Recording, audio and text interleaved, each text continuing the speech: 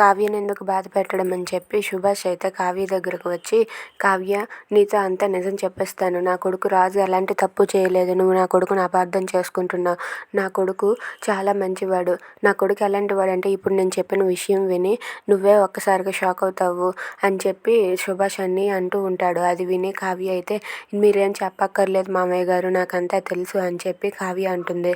అది విని సుభాష్ అయితే ఏంటమ్మా ఏం తెలుసు అని చెప్పి అంటూ ఉంటాడు.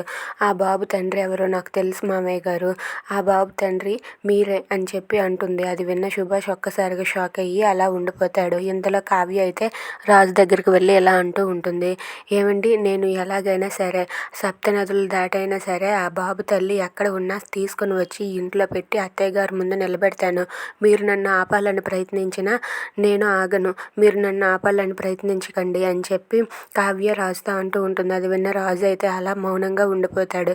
ఇక కావ్య అయితే ఆవిడ్ని నేను తీసుకొని వచ్చి అత్తయ్య గారి ముందు నిలబెట్టి నిజాలన్నీ అత్తయ్య గారికి తెలిసేలా చేస్తానని చెప్పి కావ్య రాజుతో అంటుంది. అది విన్న రాజు అలా మౌనంగా ఉండిపోతాడు.